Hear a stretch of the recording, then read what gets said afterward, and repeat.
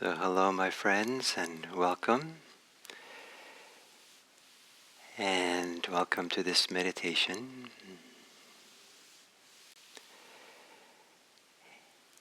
And one of the ways of beginning meditation is to think that what we're doing is gathering ourselves together. There's ways in which we become fragmented or spinning out or disconnected from parts of ourselves because we overemphasize other parts. And to begin, sit down in order to gather ourselves. And so a posture, and sometimes if in ordinary life, if someone knows nothing about meditation and they're really anxious, spinning out, and some friend comes along and in a very kind way says, "Friend, gather yourself together. We have to do something. We have to go help the children.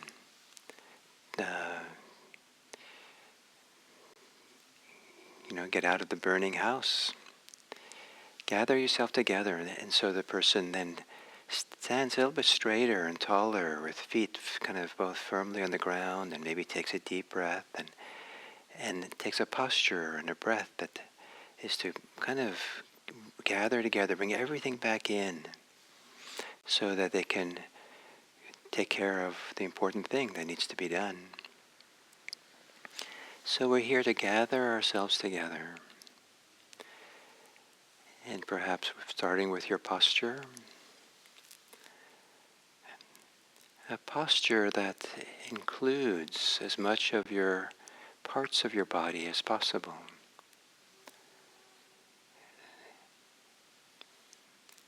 So you're caring for the whole body in whatever posture you're in, standing, sitting, lying down. You are consciously adjusting, placing, considering the different parts of your body so that they begin to be aligned, or they can begin to, in a sense, work together, come together.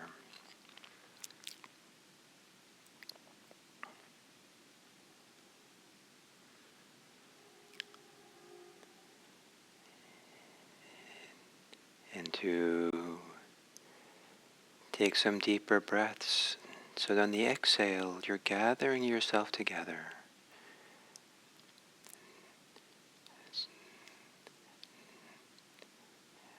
Not racing off in thoughts and desires. Not resisting anything.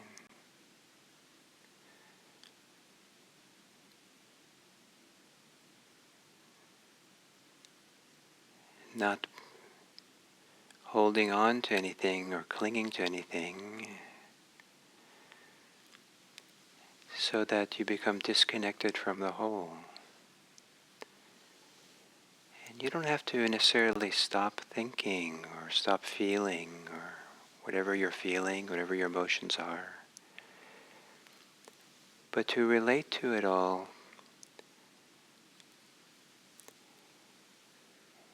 so that it all begins to become together as part of the whole.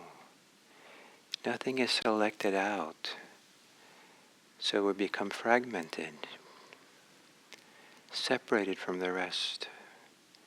Awareness starts gathering ourselves together into a whole.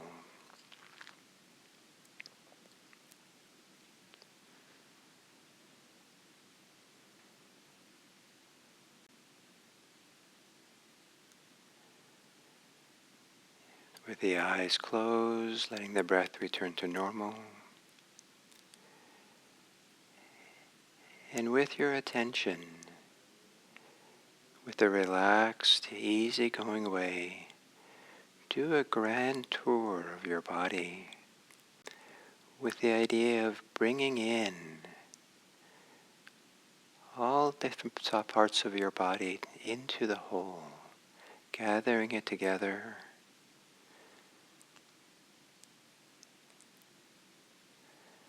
kind of like you have a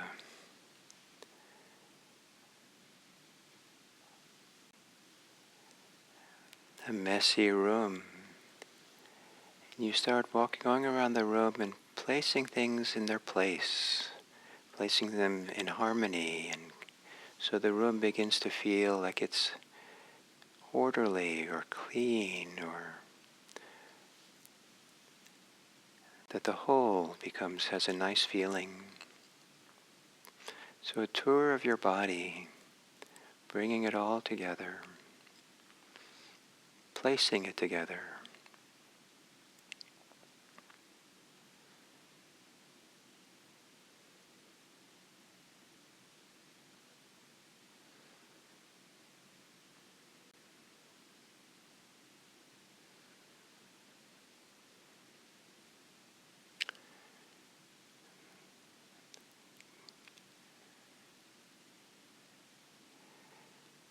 Seeing that with awareness, with attention to your body, you can feel or sense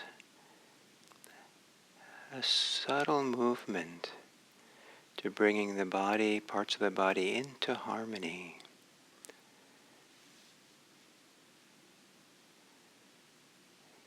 Into relationship to each other, contributing to a whole, here and now.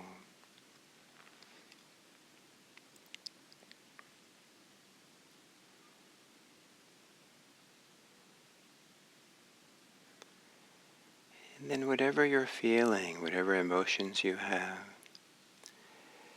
do a tour of those. Recognize what's here. Maybe feel the emotions in your body. Feel where the parts of the body that are activated or energized or have sensations connected to how you're feeling. And gather that into the whole. So you're not overemphasizing your emotions, you're not underemphasizing it, but rather you're welcoming it into the whole. Here.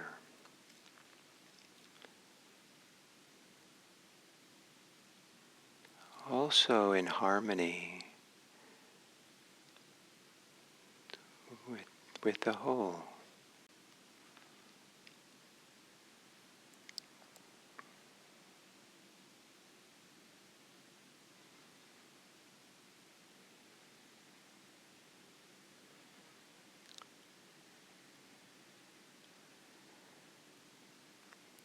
And then to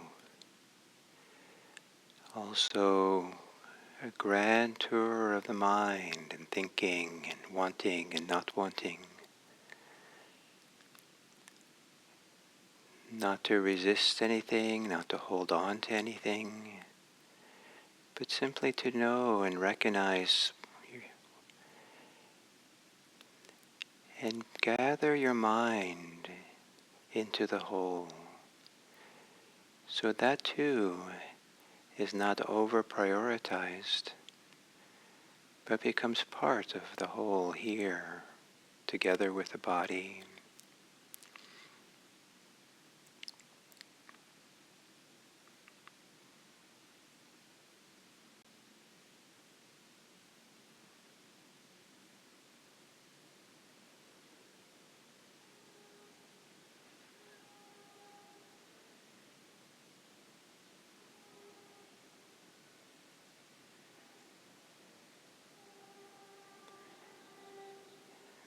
And then to do a tour of how you're aware.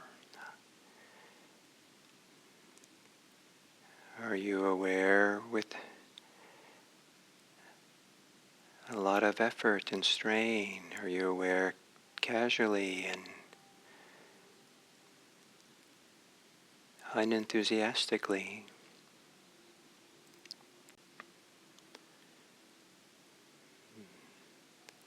Are you aware by feeling and sensing what's here? Are you aware by knowing and recognizing what is here? Are you aware with the kind of mind's eye, as if you're almost observing, gazing upon what's here? In whatever way you're aware of the present moment, can that be clear and relaxed, calm,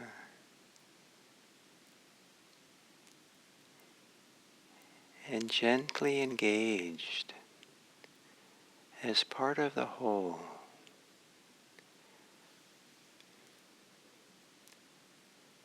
Not overemphasizing awareness or underemphasizing it, but having your way you're aware be in harmony with the whole.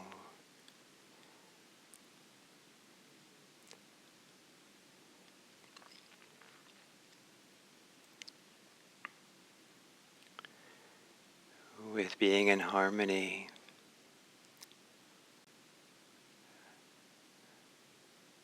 with welcoming a deeper connection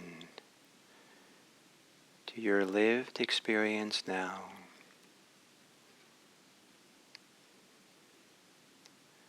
with breathing at the center,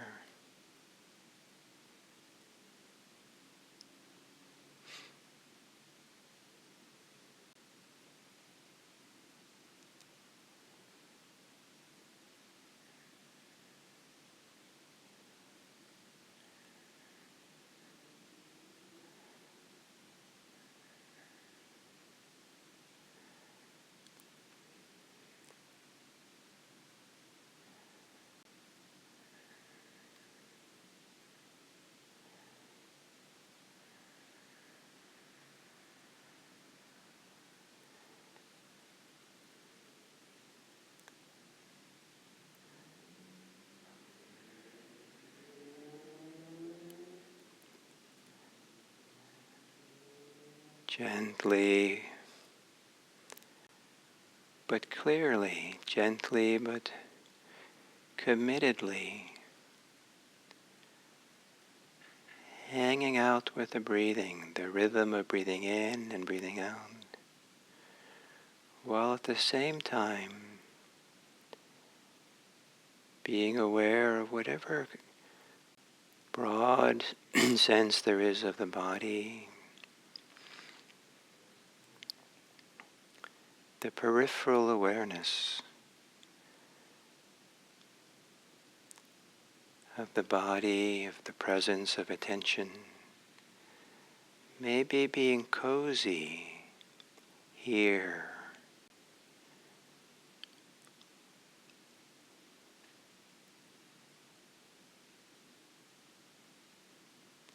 as if the broad awareness with all things gathered together is like being lovingly wrapped in a blanket, soft, warm, comfortable.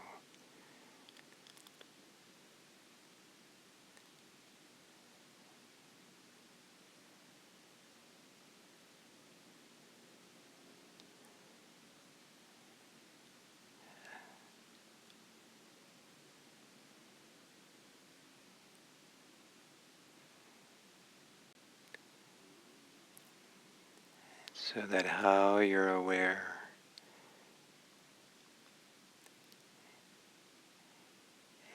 has a contentment to it. Content to just be here in the lived experience of the body.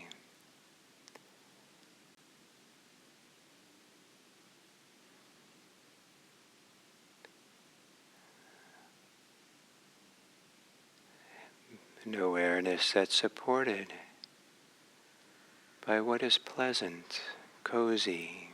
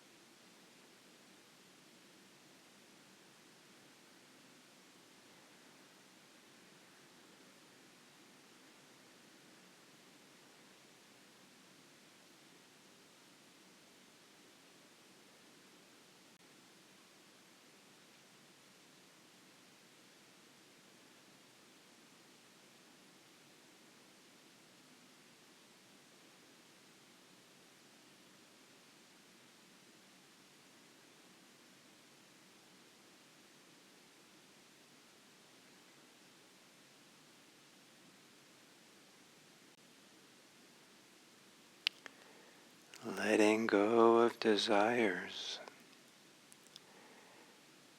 so that there's more room in awareness to calmly be aware of the present moment.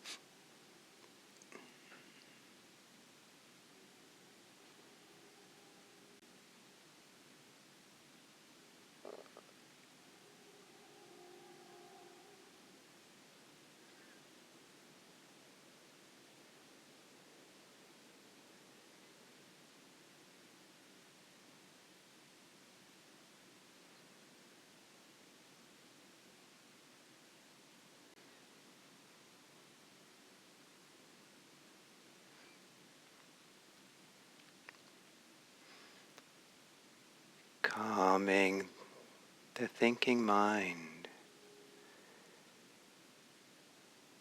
so you can be more sensitive to the onward leading movement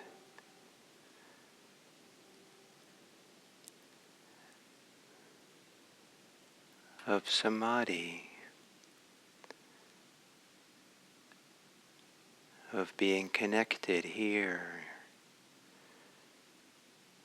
gathered together here.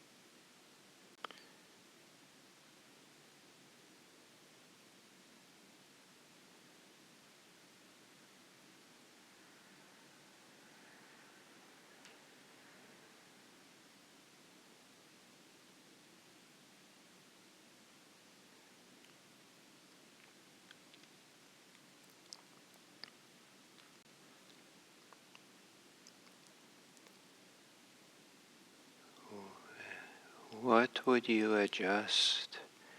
What would you change or allow if meditation is to sit in harmony with all of who we are?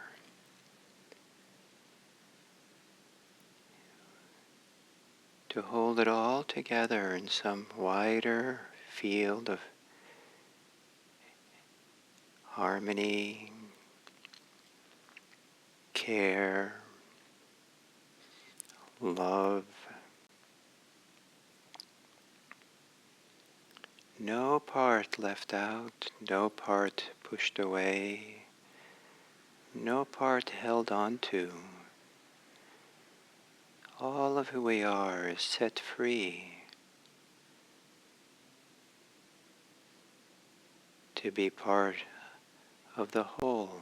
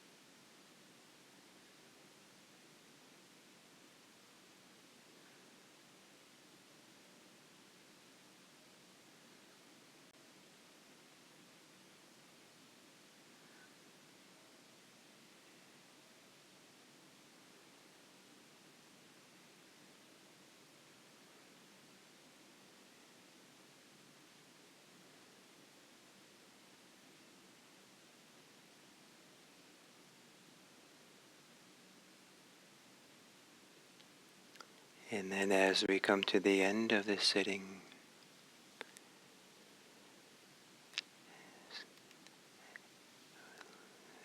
evoking your imagination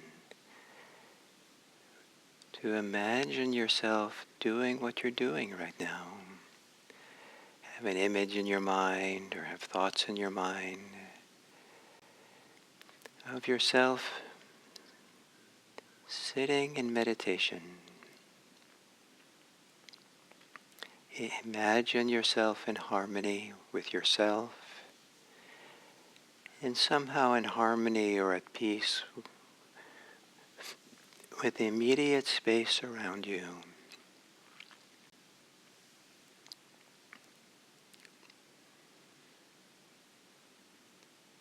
And imagine yourself in harmony and in peace with the neighborhood around you.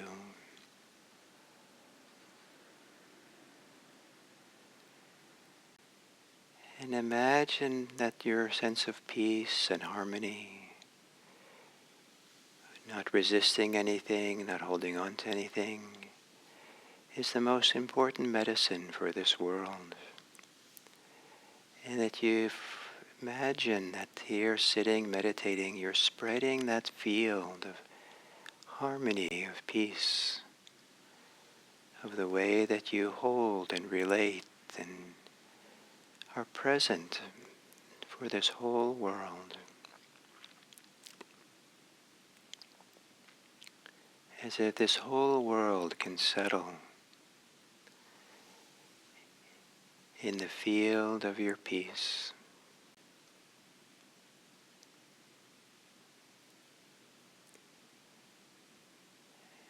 And of course, this is just an imagination. But with that imagination, now,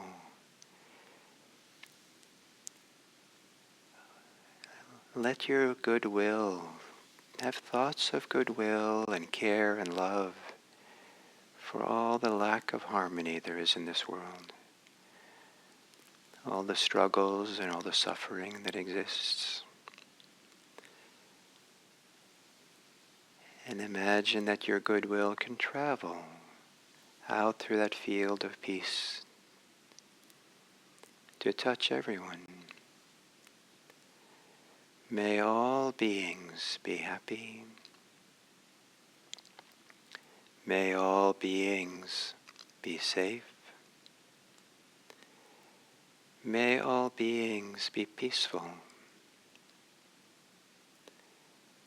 May all beings be free.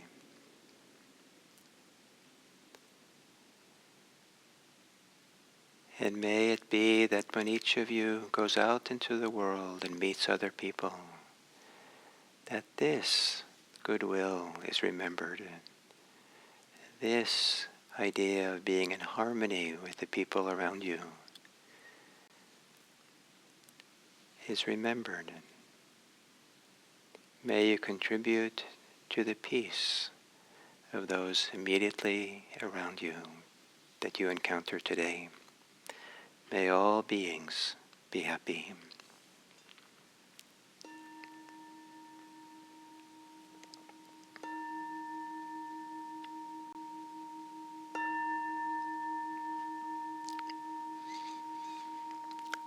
Thank you.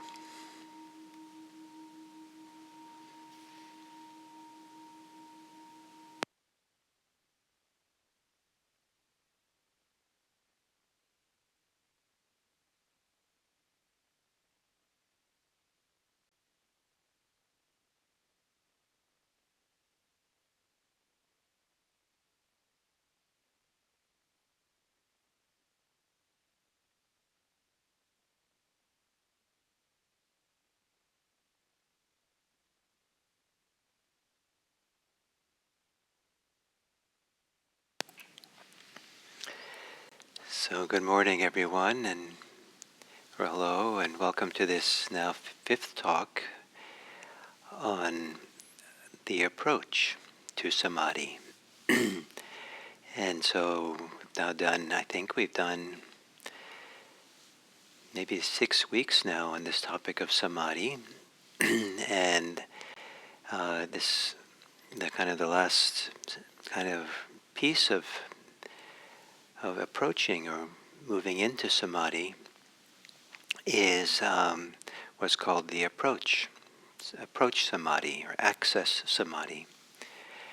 And I'd like to evoke the idea that it involves some kind of harmony, that we're gathering ourselves together, a unification of ourselves. Not every single thing that we know we are, is included, but everything that's present in meditation is included. That whatever we can be aware of here and now as we're settling into the present moment feels like it's all gathers together into one large whole, one large harmonious whole. And so to find a way to live in this harmony.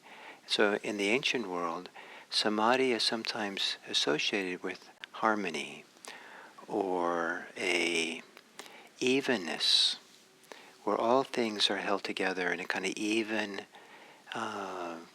way, that harmonious way.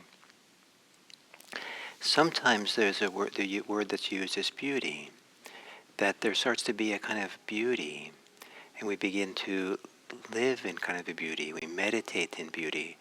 And I love this expression beauty because of it's not something we can appropriate for ourselves. We can't kind of claim it to be ourselves or who we are, but it's kind of like the atmosphere or the context in which we're operating. We're operating in context of beauty, walk in beauty, talk in beauty, meditate in beauty. So the world that we live in begins to change when we are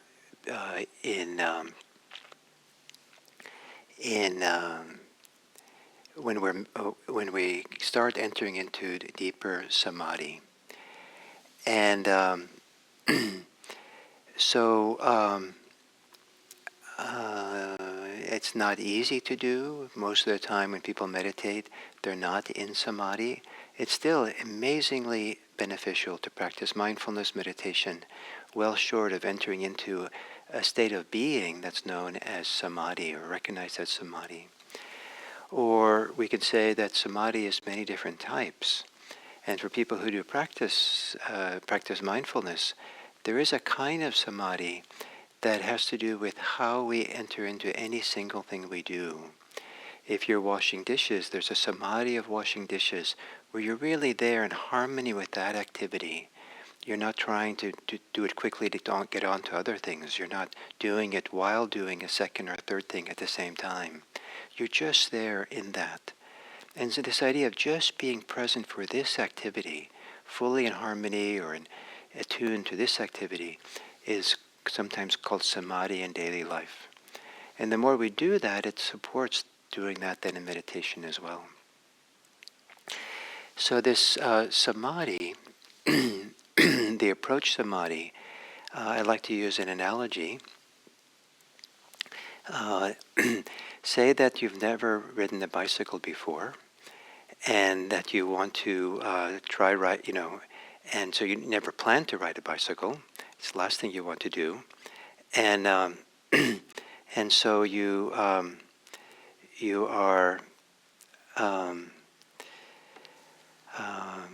But then there's a friend of yours who maybe many miles away is really in need of some medicine. It's really important the person has the medicine. And so then but you can't get there fast enough. You don't have a car, you don't have any public means of transportation, but there's a bicycle. And but you've never ridden a bicycle before.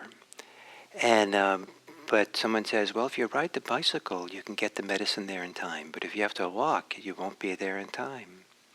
But I've never ridden a bicycle. Well, it's up to you. So you said, okay, well, I might as well try. So you begin getting on the bicycle, and it's really difficult. The first few times you try to get on, you fall off. You pedal a little bit, and you kind of fall to the side. You get back on. It's so important to keep trying because of your friend. And so you keep trying. You keep moving on.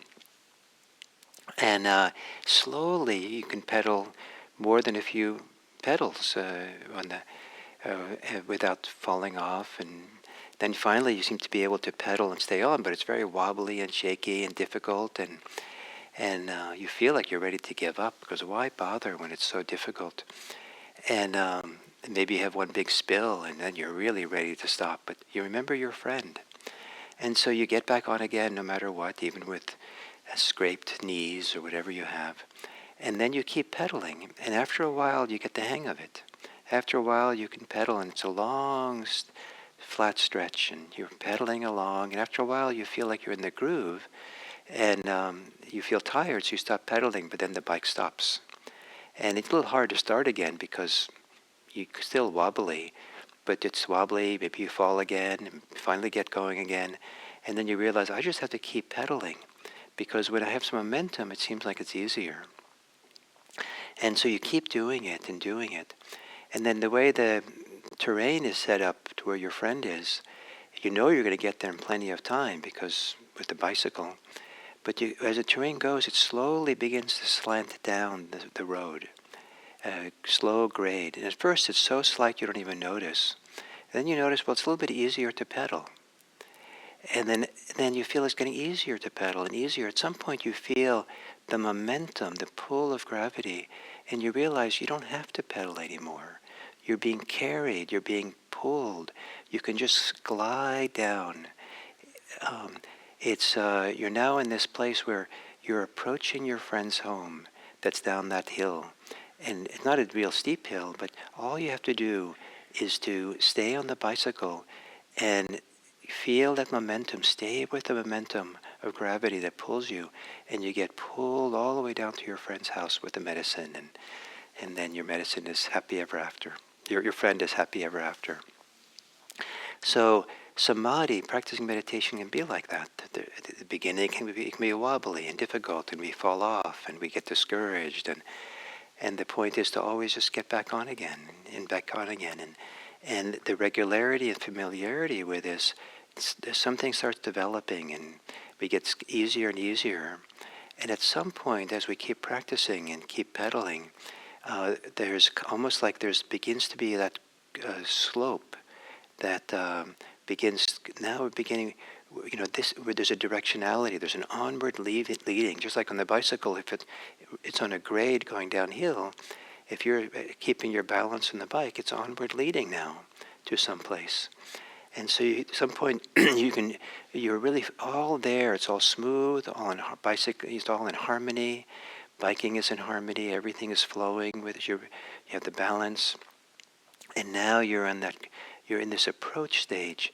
And at some point, you have to learn to just let go of the pedaling, and then allow the momentum, the onward leading nature, to kind of pull you along.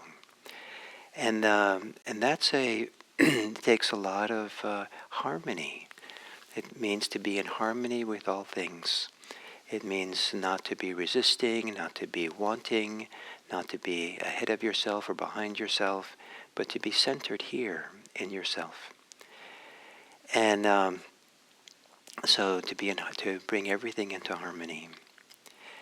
So we're here now at this approach stage of Samadhi, and this seems like a good place to pause because I'm going off to IRC for a couple of weeks, to our retreat center. So we'll have wonderful guest teachers who come to teach while I'm away, and in the meantime, and then I'll come back, and we'll continue the Samadhi series in March. And how we'll do, I think on March 10th I come back, and on that day we will we'll do one more week on this kind of approach stage to Samadhi, kind of warm up again, get back into the groove of it, and because it's a kind of very refined state, and becoming more familiar with some of the challenges that can happen in the Samadhi, in this approach state, will help you kind of maybe understand better what it's all about, and maybe easier to kind of maybe follow along when we go to the next step with it all. And so May Elliott will be here next week, and Diana Clark will be here the following week, and they're both wonderful teachers, and I look forward to our return to continue on this. And if some of you would like to kind of stay a little bit more in the flow in this Samadhi series, you might want to re-listen to some of the previous talks or guided meditations of this series, maybe even going back to the beginning, to kind of stay in the flow, and so some of the earlier teachings can be more familiar for you and supportive as we go forward here. So thank you. And then I also want to just offer a big thanks and final report about the fundraising we did for Save the Children. And we exceeded our goal. And on that little thermometer kind of circle that we have, it shows we've now raised over $73,000. Plus there's a little bit more than $10,000 who's come in directly to IMC that we're sending to Save the Children. So we're getting close to $85,000, not quite. And so if any of you would like to offer more, it's still available. But I want to thank all of you who did, and I'm very happy and very grateful that our community could come together this way. So thank you, and I look forward to seeing you all or being with you again in a couple of weeks.